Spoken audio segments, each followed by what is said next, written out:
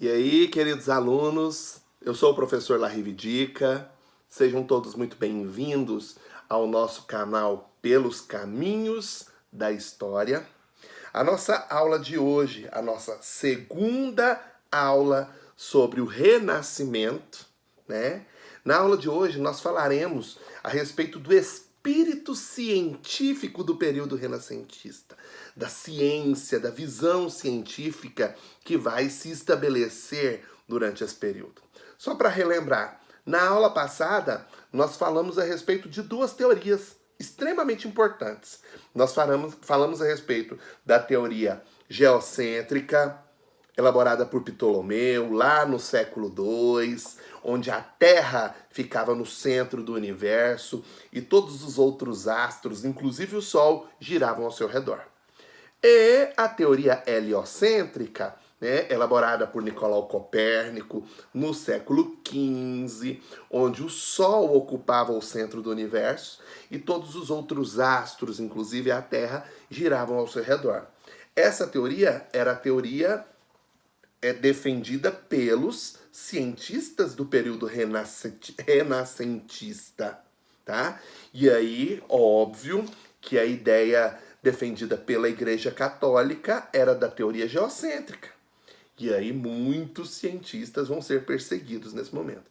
Sobre isso a gente vai estar falando agora, né? Então, esse espírito científico passa a reinar durante toda a Idade Moderna e principalmente com a difusão das ideias renascentistas. Os estudiosos renascentistas buscavam explicar o mundo por meio de alguns aspectos importantes. Quais eram esses aspectos? Por meio da experimentação, as experiências. Nada que era afirmado não podia ser afirmado antes de ser experimentado, de ter passado por uma fase de experiências, né? Os cálculos, a exatidão dos cálculos foi muito defendida pelos cientistas do período renascentista. O método e o rigor científico. Então, os estudiosos renascentistas, né, eles buscavam explicar as coisas que ocorriam no mundo por meio dessas quatro coisas: da experimentação, do cálculo, do método e do rigor científico. No campo da matemática, da física e da astronomia, vão se destacar alguns nomes, né, que merecem destaque, que são considerados importantes para a ciência até os dias de hoje. Dentre esses nomes que merecem destaque, nós podemos citar Nicolau Copérnico, que viveu de 1473 a 1543.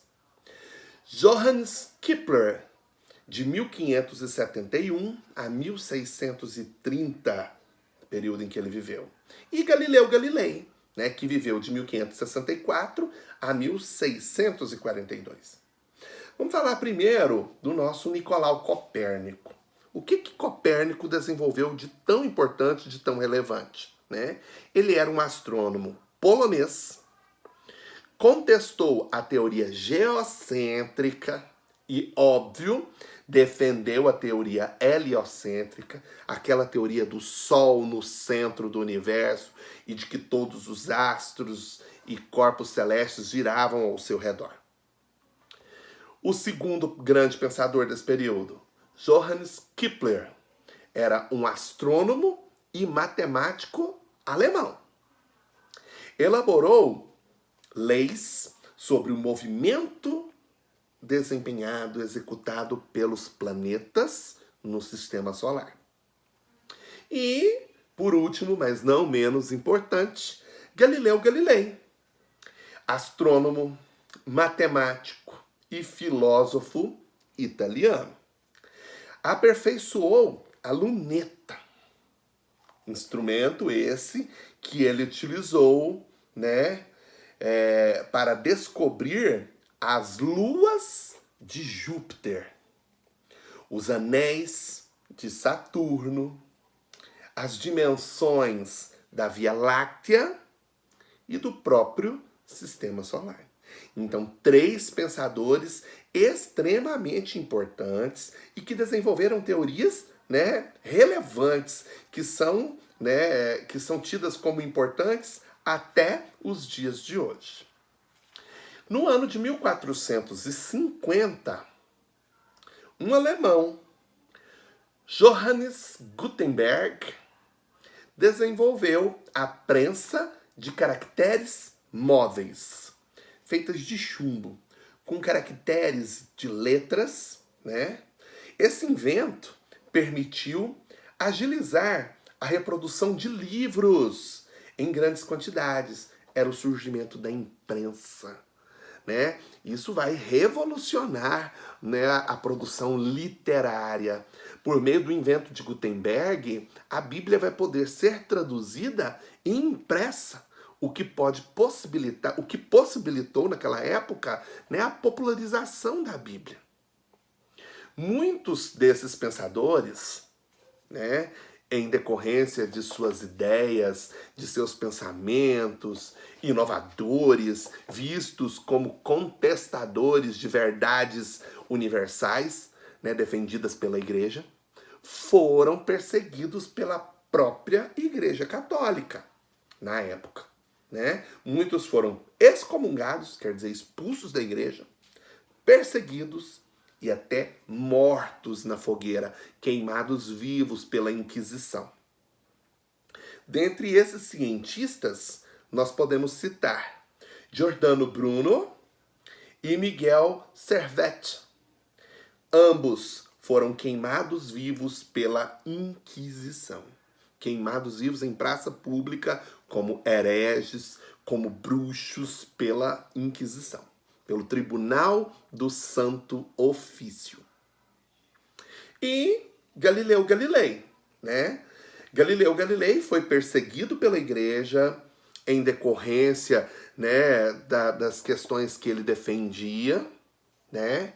Ele teve que negar todas as suas descobertas, lembra da luneta, lembra, né, dos anéis de Saturno, das dimensões da Via Láctea, das dimensões do próprio sistema solar, né? E da própria teoria heliocêntrica, que ele também era um grande defensor, né? O Galilei teve que negar todas as suas descobertas e todas essas teorias que ele acreditava para não ser queimado vivo em praça pública pela Inquisição, assim como foram, né, outros pensadores, como Giordano Bruno e Miguel Servet. Tá? Então, esse foi o ramo científico, né, do período renascentista. Esse espírito científico, mesmo com tanta perseguição, ele não vai se intimidar, né, ele vai crescer e ganhar voz cada vez mais por toda a Idade Moderna, e graças a Deus que foi assim, né, pessoal? Nós devemos muito a esses cientistas e pensadores do período renascentista. Um grande abraço a todos vocês e nós continuamos em uma próxima aula falando dos artistas do período Renascimento, ok? Um grande abraço e um grande beijo. Fui!